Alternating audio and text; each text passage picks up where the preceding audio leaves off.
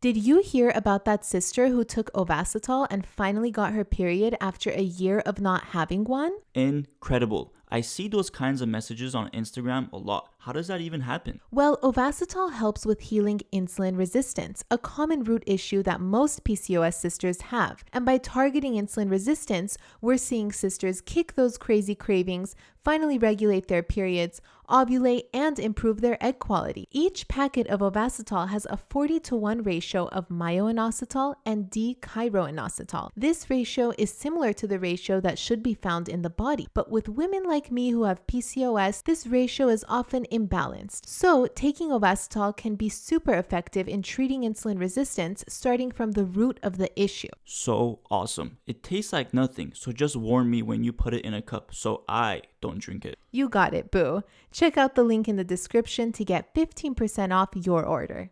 Alright, babe, let's take a moment to correct our posture, take a deep breath, and have some pure spectrum CBD. Sure. Hey sisters, CBD can help with acne, inflammation, anxiety, sleep, and so many other PCOS symptoms. I personally take it throughout the day to help keep my stress hormones nice and low. Not to mention, I sleep like a baby every night and I don't wake up fatigued at all. Now open your mouth please so I can give you a serving. Ah. Now hold it for 60 seconds. Head over to purespectrumcbd.com and use the code THESISTERHOOD, one word, for 10% off. Can I stop now? Nope, you got 30 more seconds. Doctor said you got PCOS. Now go on, girl, just lose some weight. Till I took the symptoms into my own hands and reversed them naturally. So I became a dietitian to help my sisters feel the best they've ever felt. Take a step in my direction if you wanna prove them wrong and take control of yourself. Join a sister and a mister.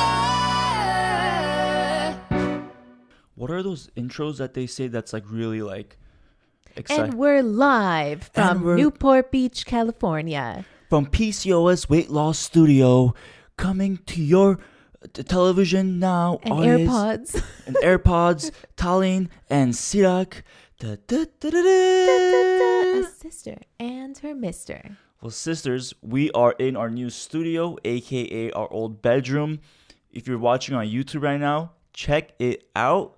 Of course, we're not just done quite yet, but basically we have our new studio set up just enough to be able to start recording podcasts here from now on and do more content and things like that. Let us know. How do you like this? Yeah, let us know. We have these shelves behind us. We're going to make them cuter so the next podcast episode might look differently. Of course. But you know what? I'm really feeling this vibe and I feel like my voice is coming out better. I look like a news anchor. Of course, a lot of things will be changing. Like Talian said, we're going to like keep decorating the top of the shelves or the shelves themselves. We're going to put some things around the neon light. I don't know. I have to be honest with everyone. I don't like our neon light sign behind us because, one, the glass behind it is kind of ugly. Two, the blue and mister just shines way too much, making it look a bit blurry on camera. I'm sorry about that. And I don't know. 3? What's 3? 3 is that my back is itching. I don't know what to tell. I don't know. What 3 is. I'm going to try to make it cute this weekend. I'm going to glue on these cute leaves. I'll do an Instagram poll, get some ideas from you guys, but I'm going to try to revive this thing on the wall. I'd love to know, are there any sisters who are maybe experts in lighting or with these neon signs? Because I'm trying to like figure out the lighting, make sure there's no shadows, make sure that the neon sign looks good without that glare. I mean, I'm new to this. I'm still learning as I go. But if there are any experts, please feel free to DM us. I would love to talk with you, get some inspiration, get some help from you. We love your feedback. We've had so much progress with our garden from asking you guys on the Instagram story stickers. Like you've given such great suggestions. So feel free to message us. We're always listening. Yeah, exactly. But today's episode though is going to be all about my partner has PCOS. How can I help? That's right. So you can forward this episode to your partner. That's the point, yeah. And maybe it will inspire him or her to to help you and get more involved with your PCOS friendly lifestyle. Absolutely. We have lots of DMs that we're going to read and talk about, but first we want to kind of explain PCOS and kind of break it down in a way so that your partner can understand and apply it and help you. Yeah. So that being said, let's launch into it. Exactly. So, if you're listening right now, if you're a mister or a sister, if you're listening, this is the best episode to learn, get some information about PCOS, and be able to help your partner out with her PCOS. That's right. So, the first question you might be asking is, what is PCOS? What is it? Polycystic ovarian syndrome. Yes. What the heck is this? It's a big word. It's a weird, what is PCOS? So the first thing to know that it's a syndrome, which means that symptoms look different for every woman with PCOS. It should be renamed because it puts a lot of emphasis on your ovaries and cysts, when the emphasis should be really on the metabolism and the hormones that influence blood sugar and stress. So that's a whole lot to kind of take in at first. But let's go at one at a time. So let's remember that once a syndrome means that it's a spectrum, so that there could be, some women can have more symptoms than others. So there's a wide spectrum. Exactly. So the symptoms look different for every woman with PCOS. Second, the name polycystic ovarian syndrome puts a lot of emphasis, as we said, on ovaries and cysts, but it's not always, it doesn't always have to do with having cysts in your ovaries. There are other conditions, other symptoms that can be more prevalent. Yeah. In fact, a majority of the issue resides with the metabolism and the hormone issues that are affecting the blood sugar and stress. Exactly. So it's when you start approaching PCOS and treating it, you want to think of what is affecting our blood sugar and what is affecting our stress. Yeah. And we'll get into that in our first point. Yeah. So anything that affects that is going to affect your reproductive hormones, and it's going to affect, so I should say our, because if a guy's listening, I'm saying yours. Yeah. So anything that affects your blood sugar and stress is going to affect our reproductive hormones and influence our ability to ovulate, have regular periods, and then with that being said, it's going to affect our mood and our skin and our hair and our weight and so on. So it all starts with blood sugar and stress. And some women struggle with one more and some women struggle with the other more. But once you find out what that root problem is, then you can start to treat it and you'll have more direction and you'll be more aware of the different things that can contribute to making these things worse. Yeah. I mean, I don't want to simplify it too much. Like, there are other factors that can play into it, like thyroid, etc. But we're going to keep it simple right now. We're going to stick to blood sugar and stress. Yes.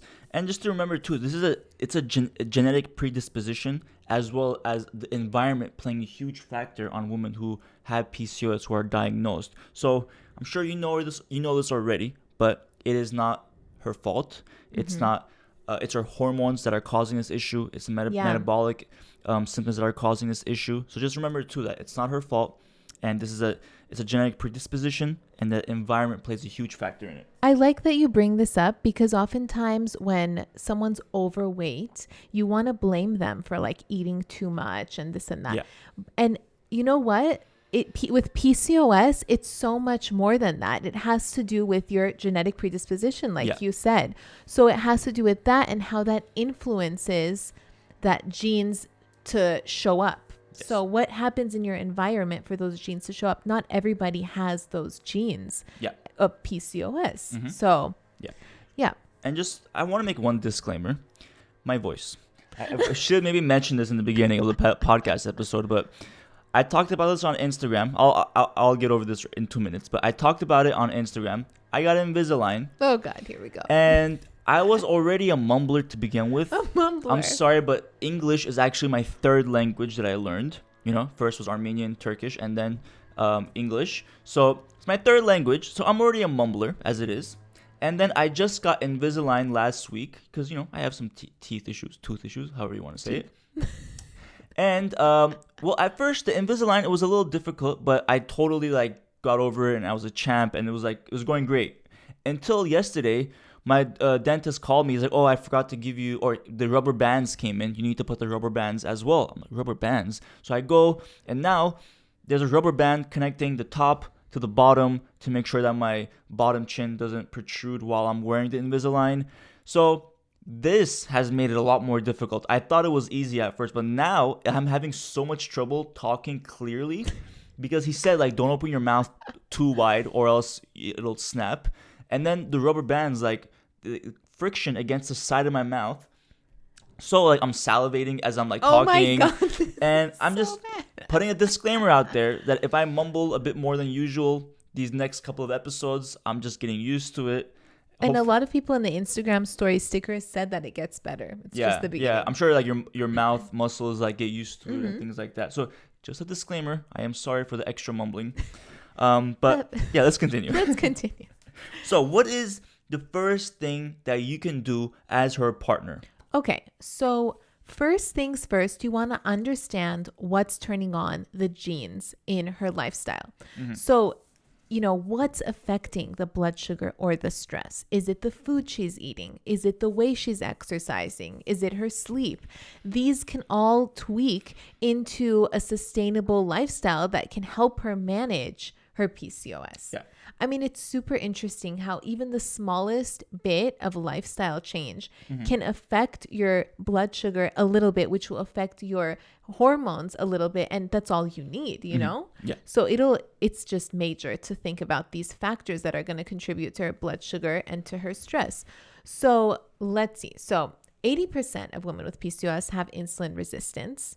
And so this has to do with, a big rise in blood sugar when you eat carbs. Some people are more sensitive, some people aren't. So I would say that it's up to the woman with PCOS to really, discover like what her carb tolerance is and like how to manage her insulin resistance best. And then the partner can help support those lifestyle changes. Yeah, it can help make suggestions to like help tweak her diet, exercise, supplements like that. And the thing is to help, but not to like pressure your partner to do anything. Your job should be to kind of help her learn, help her find different solutions, but never be like, oh, like, come on, do this or come on, do that. Because, the whole point is to help make these sustainable changes that are going to last, but not to like pressure someone to just do it for a couple of days or a week, because that just adds, that extra pressure, which is going to be stress. Sometimes the positive reinforcement of being like, oh, that's great that you did this, is enough. Like everything doesn't have to be perfect right away. And that's really important with PCOS. There are so many factors that influence blood sugar. I'm going to give you some examples so that you can keep an eye out when she's, managing her blood sugar. So that's having a high protein breakfast. That's having, protein, carb, and fat for lunch. So not just the salad, but the salad with a little bit of beans, a little bit of chicken, like a balanced lunch, not cutting calories. And then that's also like preparing a snack before she leaves the house. So, an apple and a packet of almond butter, like something that will pair together to help slow down the absorption of sugar in her bloodstream, right? Because apple has some sugar in it. The almond butter is fat. It'll help slow down its absorption in her bloodstream. So this is just a few examples of how she's managing her blood sugar. So let's say she like forgot to do one of them. I think it's better to say, good job for eating high protein breakfast instead of like, why didn't you pack a snack? Like you're not doing it right. Yeah. That's the support is in the positive reinforcement. Absolutely. It's in the way you say it, honestly. So yeah, I mean, okay. So now let's move on to stress hormones, like how you can manage that. Babe, I know, exercise is a major part of our method. And I think that a lot of guys have trouble jumping on board when a sister turns to them and says like, you know what, I'm actually going to do slow weighted workouts. I'm not going to work out like you where, you're lifting heavy weights and going really fast or like doing whatever. Yeah. It's too much for me. Sometimes guys have trouble accepting that. Yeah. And that can be the part that's a bit harder for us guys to like really understand. That like, oh, wait, isn't working out as hard as possible going to give you the best result? Because that's what us guys, that's what we're learning to do, is like work out hard as possible, get those gains, get the muscle, all that kind of stuff. But of course, everyone is different, especially for women with PCOS. We don't want to incorporate exercises that's going to increase stress hormones. So for example, a lot of women with PCOS, they are told to work out hard as possible. And what ends up happening is when they do workouts like HIIT or spin classes or really intense workouts that just increase basically their heart rate, their breathing constantly, it's raising their cortisol levels. And those cortisol levels for women with PCOS are not able to get lowered down. So like for us guys, maybe when we work out, we do crazy workouts, maybe our stress hormones by the next day, they may be less, we feel good, we feel like we're just recovering, all that stuff. But for a woman with PCOS, your partner, when she does those exercises, what can happen is those cortisol levels stay increased, sometimes for up to like a day or two, and you can wake up feeling very fatigued, in a mood, like in a different mood. You can wake up feeling less energy, like having less energy, and basically like you're not able to get through your day. So we're trying to mitigate those kinds of reactions in the body by incorporating workouts like slow weighted workouts, which still engage the muscles in a really efficient way, look to build lean muscle, and avoiding those stress hormones being spiked. Now, the really important thing about building lean muscle is that, like we mentioned earlier, PCOS is a metabolic and hormonal dysfunction, right? There's a metabolic and hormonal dysfunction happening. Well, one of the ways to resolve the metabolic dysfunction is to get down to the root cause with the exercise. So one, removing the stress hormones being spiked, and two, helping the body to build that lean muscle, which will help to permanently raise the metabolic rate, because the body muscle requires more energy than does fat. So fat just like stays as like a depot, as a resource for whenever the body needs it. It doesn't require any energy. Whereas muscle, no matter what you're doing, even when you're sitting down, not working out, muscle always requires energy. So as a result, when you have more muscle, the body as a result increases the metabolism in order to feed those muscles. So when you slowly increase lean muscle mass, and we're not talking about bulking up or like doing heavy weights. No, we're talking about 5, 10, 15 pound weights, depending on the exercise. That's going to help build lean muscle. It's going to help reverse that metabolic dysfunction and not add on to the stress and cortisol fuel that a lot of, intense workouts do. Love that explanation, babe. Boom, bam, kapow. Because it's super important to understand it so that you're not pressuring her into doing your workouts, and try to understand her metabolism and what's happening with PCOS and what she needs to do. Yeah, that's such a good point, because a lot of times when like we work out with our girlfriends or wives, and like we're like, all right, babe, let's do this crazy workout. Yeah. Come on, run. But like we're doing it because we think it's helping her, we think it's fun, and like of course I know that nobody here has like the bad intention. Yeah, it's just there are things that you may not know that maybe she doesn't know as well until she like figures out the best workout for her. So it's just like learning, applying, trying to see like if something is not working, what is the reason it's not working, and improving on it. And you have to have an open mind too. Like you can't just go with what you've learned, calories in, calories out, work out more, burn more calories. Like this is not metabolism. If you inject someone with cortisol, for example, you get a cortisone shot if you have pain.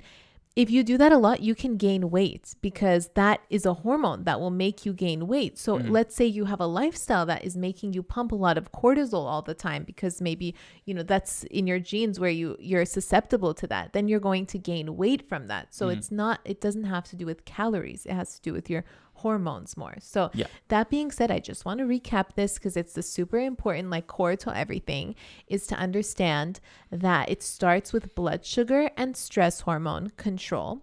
And then that will affect your hormones, your hormone levels. Not your, but like a woman with PCOS is hormone levels. So that's progesterone, estrogen, testosterone. And then that's going to affect her mood, libido, skin, hair, weight, everything. Yeah. So it all starts with blood sugar and stress. And whatever you can do to support her in her journey while she's trying to figure out all the components that will contribute to her blood sugar and stress, that would be very helpful. It's, it's very important to have support around you instead of people mocking you for your new lifestyle changes. Why are you gluten and dairy free? Is this a trend? Like, because that has to do with blood sugar and inflammation and stress. So you have to, see what's working and help. Yeah. And do we talk about this, babe? The testosterone brother DHEAS? Oh, well, I didn't. Okay, so I didn't want to get too sciencey, but that being said, when I talk about how insulin and cortisol can affect estrogen, testosterone, things like that, specifically testosterone, because when you don't have blood sugar control or stress hormone control, you're going to end up triggering high androgens, which is high male hormones, and that's DHEAS and that's testosterone. And when those are high, they cause so many symptoms like weight gain, hair growth, facial hair, hair loss, acne, on the head, acne. So, I mean, it just goes to show what a huge impact insulin and cortisol can have on these hormones that affect so many symptoms of PCOS. Yeah. And as Ty mentioned earlier, looking for the sources of stress, I feel like it's always a partner's job, no matter what, if it's PCOS or not, if you're in some sort of relationship or even friends, it's our job to look out for each other. If you're saying that your friend or partner has a source of stress affecting her, it's it's kind of your job to kind of help out and let them know. Obviously, it's not your job to stop that for them and change it for them, because that's always up to that person. Yes. It's their responsibility. But it's always, in my opinion, that your job as a friend or partner to let them know, hey, I'm noticing that so and so or this is affecting your stress levels. I see you're getting extra stress. I think maybe you should try something to avoid it, or try to improve it. It's always our job to do that too. Yeah, I mean, people have even bought the sisterhood membership for their partners as a gift so that they can go through the videos together and learn about our method and so on. There's so many ways you can nicely introduce PCOS lifestyle change instead of impatiently and aggressively, and because the hard thing is too is finding the resource that's completely organized and you can go through the video structurally. Because when you go on YouTube or any other social media, it's just a bunch of videos all here. They're all talking about different subjects. So how do you connect them all? So in the sisterhood, we do help make a series of videos 1, 2, 3, 4, 5 in different chapters that basically go in order of the important things and what you should know, and connect them all together, so it's just all one big lifestyle change that can help you and your partner. Because like we said in the beginning, PCOS is different for everyone. Symptoms are different for everyone. So there are so many things you can do, and some will work and some won't. And so you want to try it out. The sister has to try it out. So in the meantime, you can understand it with her and be supportive and hold her hand as she goes through it. So that being said, all of this is not temporary. It is a lifestyle change. Sometimes going gluten and dairy free is temporary. You can fix your gut health and improve the gut microbiome. And eventually you don't have to be gluten and dairy free anymore if you don't want to be, or if you find that you're not having symptoms when you eat it anymore. But typically, all of these lifestyle changes are lifelong. And you can't just do a 4-week thing and fix it and it's all done and go back to your old habits. So, I mean, consider ways to, especially if you live with your partner, how can you do this lifestyle with her in a way that works for you, in a way that works for her? So, I mean, babe, do you feel like I've held you back in your own lifestyle changes with my lifestyle changes? No. Is it too much for you? I cook gluten and dairy free. Personally, I feel healthier. I feel a lot better. I feel more mentally put together. So I have no complaints. I mean, Yeah, I mean, and talking about the 4 week too, like it's not just about the 4 weeks because like with PCOS, it is something you can reverse. Of course, like there's no cure. There's not like one pill or a cure you can take that's gonna completely fix everything and you no longer have to worry about it. But the importance of knowing it takes longer than 4 weeks is that it is reversible, meaning you can reverse your PCOS symptoms. But the way to do that is through lifetime of sustainable changes. It doesn't mean like every day you're working hard to like keep it going. It's like you set up a habit, you set up a lifestyle that works for you, perhaps going gluten dairy free, taking like inositol supplements like Ovasitol, or even just finding different diet and lifestyle changes that just works for you. Once you know it works for you and you continue that for life, meaning you just like going through going through your life with it, your symptoms are reversed as long as you just keep it going. Exactly. And that's why we say like it's not just the 4 weeks, because if you do it for 4 weeks, things get better, but then you stop. Well, unfortunately, it's gonna come back because it's not a cure. It's a lifetime lifestyle that can reverse the symptoms. So some of the ways that we make it a lifestyle in our household is by making food that we can modify. So for example, last night we had tacos, and so I put cheese on his and not on mine. And it works, some dishes are easier than others. Yeah. But a lot of dishes are easy to like modify, honestly. And yes, maybe you won't be able to eat like a cheesy casserole because you can't modify the casserole. But maybe sometimes you can make that and she can eat something else. You know what I'm saying? Like compromise. Yeah, I mean, I'm telling you right now, if your partner is gluten dairy free, don't be like, oh my gosh, what am I going to eat now? Trust me when I say this. Tell him, boo. You can have almost everything you had before. Like Tallinn for me, yesterday she made tacos. She put cheese on mine, so I felt extra special. She makes me turkey club sandwiches for lunch almost all the time with bacon. Regular bread for you. Regular sourdough bread for me. She has gluten-free bread. I mean, like I don't even know what else to say. Like every dinner you make every night is delicious. You make fish, you make chicken, you make ground beef, you make sweet potatoes, you make rice. Like you make all the things. Once again, we have a lot of recipes in the sisterhood that you can just refer to that are absolutely delicious, like creamed corn with chicken thighs and barbecue seasoning. Yes, it can be absolutely amazing. Oh my gosh, breaded chicken with gluten-free breadcrumbs. Okay, I'm sorry, my mouth is watering. Not because of the Invisalign, because I'm getting hungry now. Anyway, so you can figure out a way to make it work so both of you like to eat the foods that you're making. Yeah. And not just that, activities. Like, okay, maybe you want to do a more intense workout and she doesn't, right? Okay, that's fine. Workout separately. But then sometimes you can go walking together or swimming or hiking or something fun, like an activity that both of you can enjoy. Yeah. Workouts don't need to be the same for both of you. Yeah, exactly. You can still work out next to each other and be doing something slightly different than her. And yeah. And another point I want to make is don't think of one kind of healthy. Like just because we learned in school, this is how you lose weight. You have to cut calories. Oh my gosh, you have to work out hard. There's no one kind of healthy. Like it's really hard to have a significant other who's not on board with your lifestyle change. So you have to understand everyone is different. And the more you can help and be helpful, the more likely it is that she's going to succeed. So you want to open your mind and learn more about PCOS. And let's get into that for a second. Like you may have heard, like it's a very common thing. Cut calories, eat less food, and just work out more.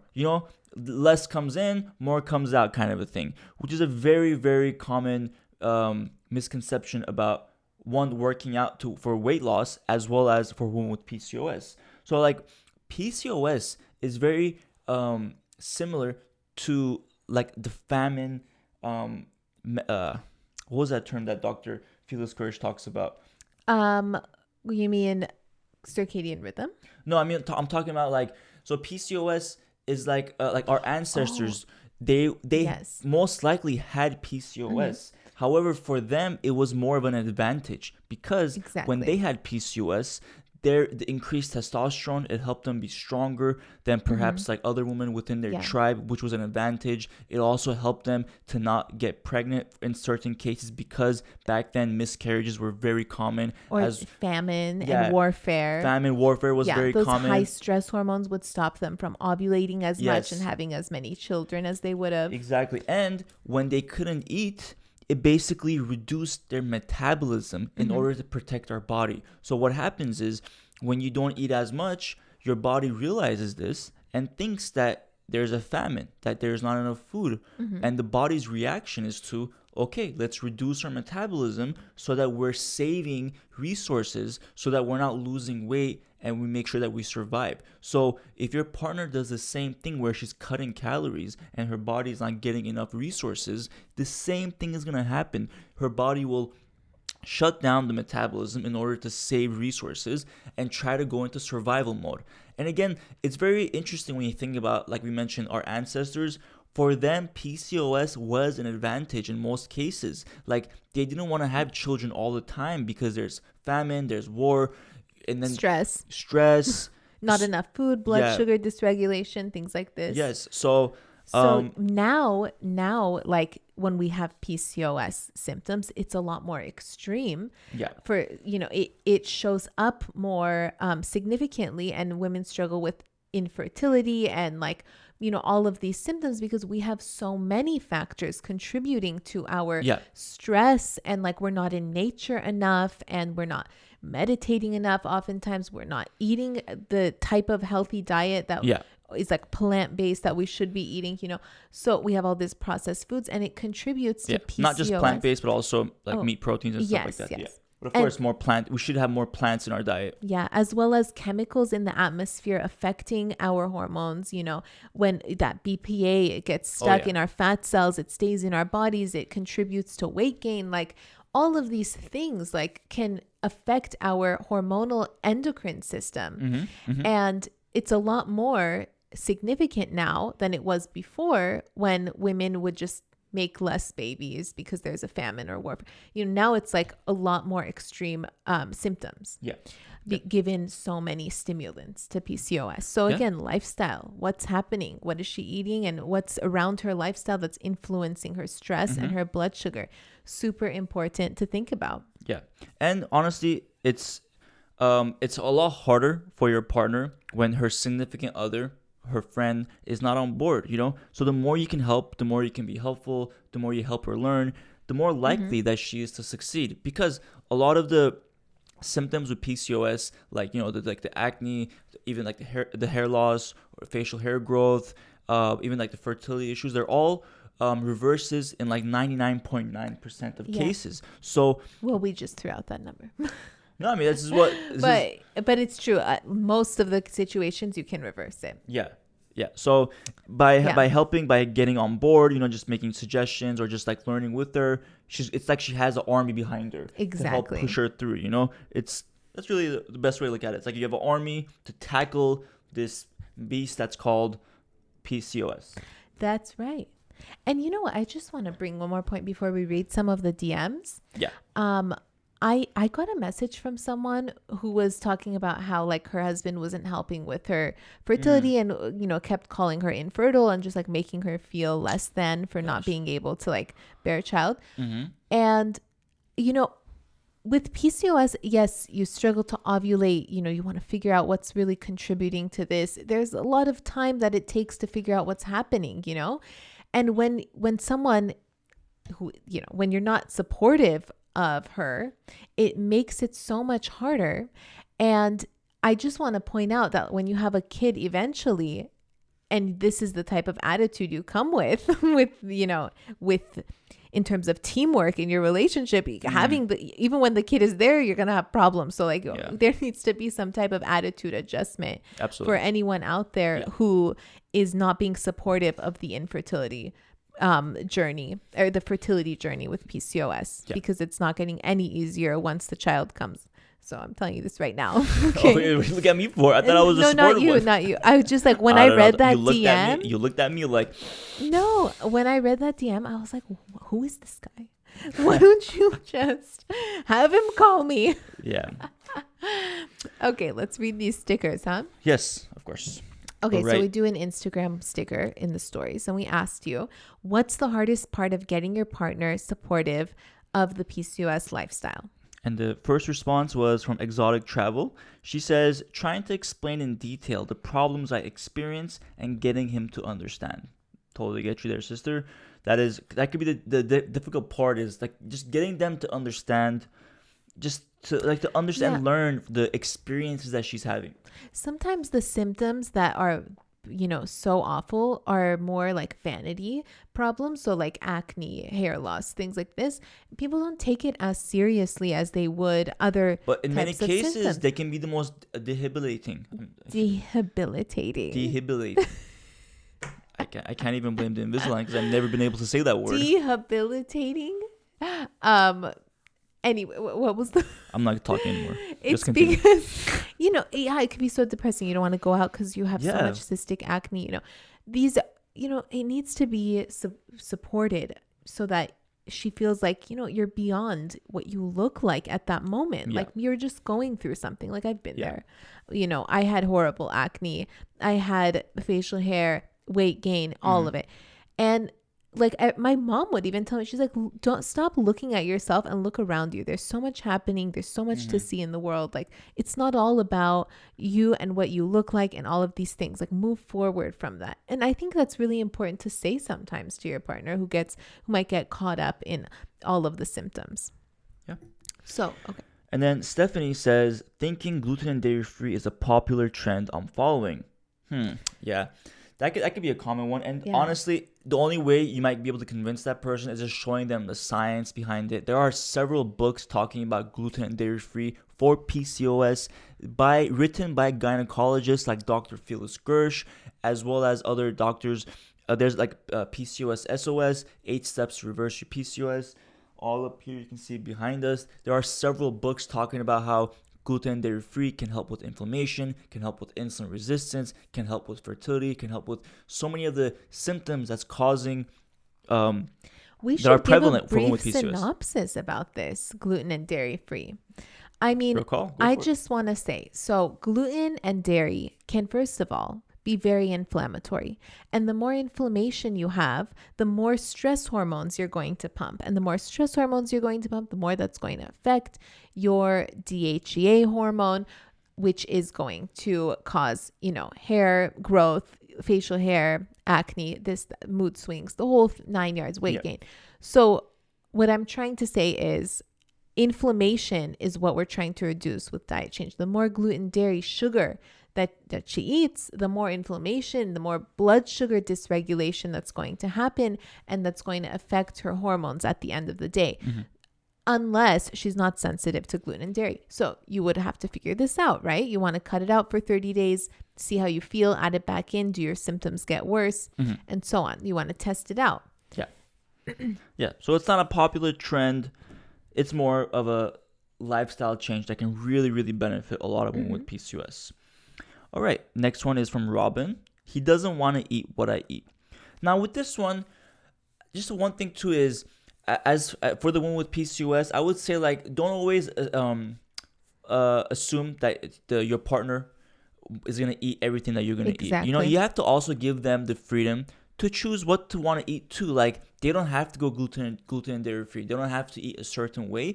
If they're already supporting you with your lifestyle changes and what you're doing, that's already great. And if they're eating something else but still being supportive of you, like that's good. That it's their lifestyle choice. And just to the next DM, just to continue off this, was from Lukeski. House is full of temptations. My husband's non-gluten and dairy-free food is around. What to do? So to connect that with Robin's comment, what would you suggest, babe? I mean, there's not much you can do except, make him a shelf in the pantry so that he can put his stuff there and kind of separate it from yours. So it's kind of like out of your sight. But, everyone has a right to their own lifestyle, right? So if he wants to eat this and that, even if it's tempting for you, Grab your Ovasitol, okay, because that really helps with cravings and Yes. temptations as Yes. well. Have your PCOS friendly snack and step aside. Let him do his thing, whatever. If you want to eat that's, something that's unhealthy that I choose not to eat, that's fine. Yeah. Yeah, exactly. I think that what you said about the putting in a certain, like, in the pantry, like having one certain section be his stuff or her stuff and having your section be somewhere else, with your own things, and just, like let him or her know that, like, hey, like, I don't like it when there's a crap load of stuff around that's all gluten and dairy that I used to like. Just let them know that you like it if it could be in a certain area, and just let them know you don't have an issue with them having it. Just, it would help you if it was in a certain area. Exactly. And then next DM is from Mahir. She says, when they eat something you can't like soda, snacks, it's hard not to feel left out. Totally get you. And again, the thing with this one though, I would say, is if you know how much it's helping you to not have the soda or those snacks that you don't find helpful, then you won't even feel like you're left out. Like, for example, anytime we're eating dinner with family, or we're somewhere, and like if my brother or like someone, like my oldest brother, he has like so much Coca-Cola, like 2-3 times a day. And I'm not trying to like make anyone feel guilty for having Coca-Cola. Absolutely not. Like, it's totally up to you. But I tell him all the time, like, it's a lot of sugar. Like, if you're gonna have one, just have one. Like, don't have 2 or 3 during dinner. Whatever. Tried to talk to him many times. But my point is, like, I know myself, like, that Coca-Cola can has 40 grams of sugar, and after I drink it, I'm gonna feel pretty bad. I'm gonna feel like my mouth is dry. It's like feel that sugary feeling. I already know that, and I don't feel left out when I see him drinking it. In fact, I feel the opposite. I feel very glad that I no longer crave that kind of stuff. So like, that's the mentality you want to achieve, I would say. Yeah, you can change your taste buds to not like things anymore if you really get used to eating a certain way. So, when he's eating the soda and snacks, maybe you feel left out. Maybe you can have your own PCOS friendly drink, like a LaCroix or something. Yeah. Something that's not as sweet and sugary or has any artificial sweetener. Just, some lemon water and Perrier, whatever. And enjoy yourself. He can do his thing. You do your thing, and you'll eventually stop craving it. Yeah. Just like Sirak has stopped craving Coke. And again, like, I'm not trying to shame anyone who drinks Coca-Cola. Like, if you're drinking it, you like it, and you feel fine. Live your life, exactly. Like, there are things that I do personally. Unless you have PCOS, then I have something to say. Yeah, like personally, like, I do other things in my life that may not be as healthy as compared to other things. So like, it doesn't mean just because I don't like Coca-Cola that I'm perfect at being healthy. I have my own things that are probably not healthy compared to other people. So just keep that in perspective too. Like, it's just one thing, that one example I'm making here.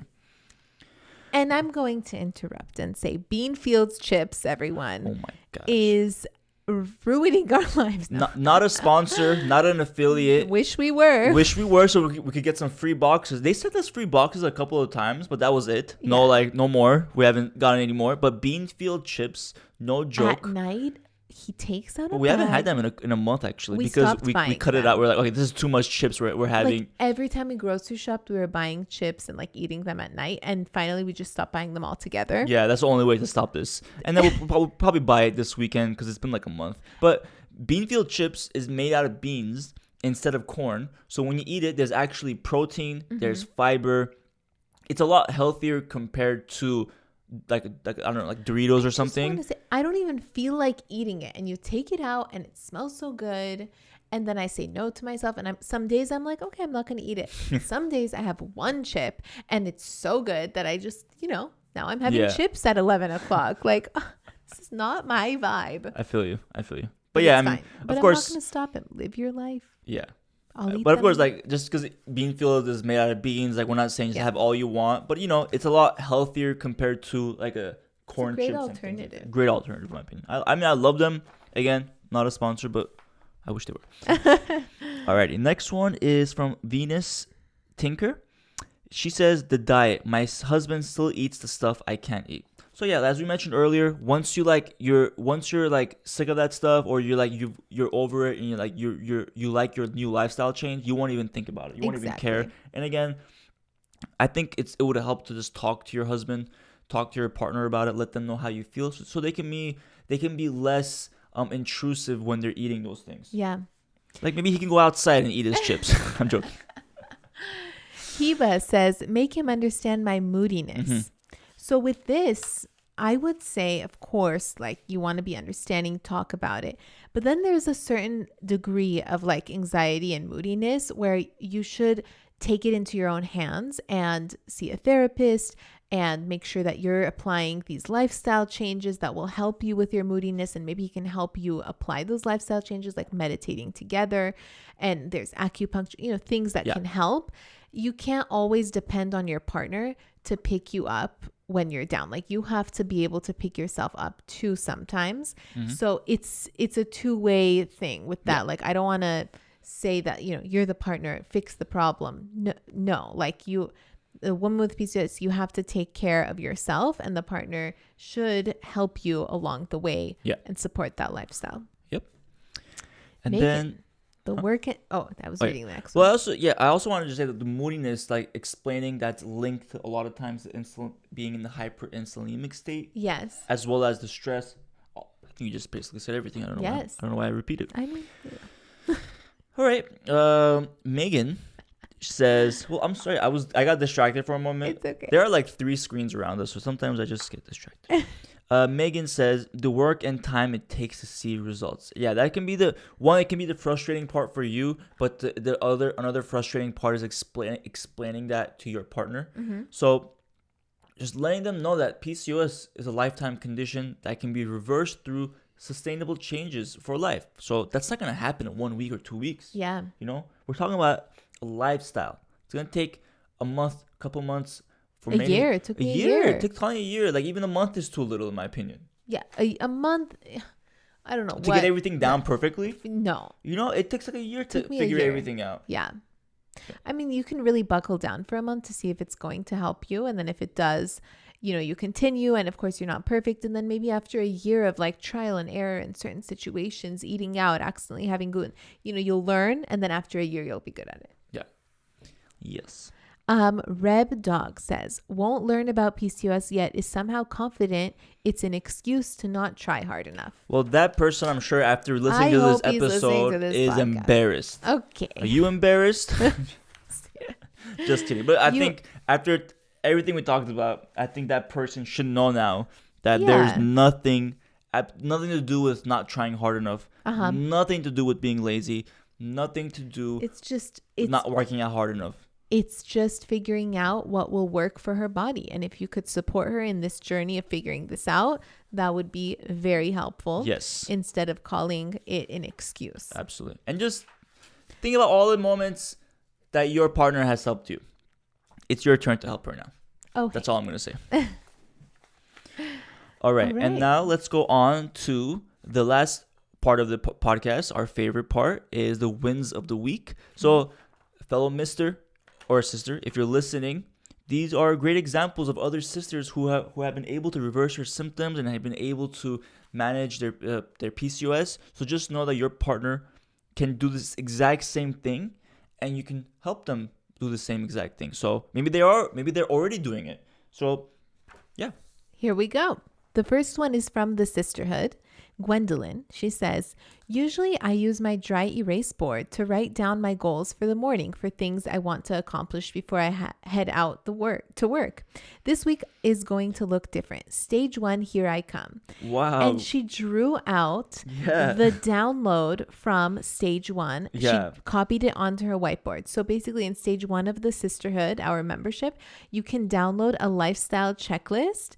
So after you figure out what type of PCOS you have, you download, the checklist for the lifestyle changes, and you just check them off as you go. So she put it on her whiteboard, which I think is cool. And I included it here because I just wanted to show you how like she's actively involved, with her lifestyle change. And, I'm not sure if she has a partner or not, but if she does, it would be so much easier for him to like see this checklist on a whiteboard and like, hey, did you meditate today? Let's sit down and meditate, So and you can like some of the things she has here, like meditate, CBD, avoiding screen use, and a bunch 2 hours more before bed. Yeah, plan snacks. I love it. And like just it's probably like right in front of her room, probably like right when she gets up, she sees it. It's a great reminder. I love it, and this is something as well you can help her do. Like if she's in this sisterhood, or even if she's not, if you know that she has a couple of goals that she's trying to meet, put it on a whiteboard,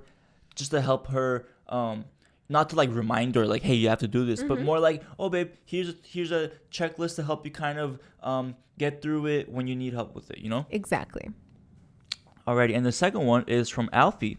Alfie says, hey sisters, finished stage 1. I really noticed the difference in my sleep when meditating at night. I'm normally a super light sleeper and wake up at the smallest sound, but not anymore. Not waking up as frequently during the night either.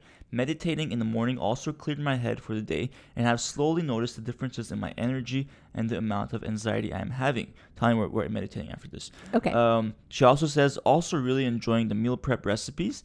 Being strict with dairy-free has really made a difference, as I was a bit... blasé. I didn't know it was a word. As I was a bit blasé with it, even though I was lactose intolerant. Thank you for reading my long post. Have a lovely day. You have a lovely day too, Alfie. Love your message. I love how meditation has helped you, because that has helped me personally, Talian as well. But no joke, like meditation has great benefits for sleep, for stress, having a clear mind, having more mental energy to get through tasks. Yeah. Beautiful message. I mean, look how much better she feels after applying some of the changes from the lifestyle changes from stage 1. Like she's already feeling a little bit better. And all of these things are so, it's not even just like PCOS, like anyone could do it. The partner who doesn't have PCOS could do it. So yeah. Great. I love it. So that's all the wins of the week. And that concludes basically the podcast. This was a Valentine edition, which I mentioned in the beginning. This is like the Valentine edition for all the sisters out there who may have a partner, a husband, boyfriend, a girlfriend, or friends too. Like if you have friends that maybe they don't really understand PCOS, or like you try to explain, this is a great episode to send to them. It doesn't have to be just for partners. It can be for friends too. And I think it's really helpful for them to listen to this. Yeah. So pass this on, ladies and gentlemen. Yes. Alrighty, so I think that's it for today.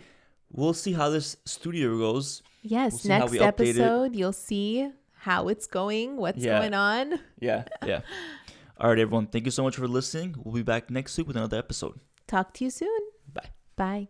If you enjoyed listening to this podcast, you have to come check out The Sisterhood. It's my monthly membership site where sisters just like you are learning how to move through the stages of PCOS. From stage 1, cold and alone at the doctor's office, to stage 5, nailing the PCOS lifestyle, gluten and dairy free. Get ready to finally feel in control of your body again.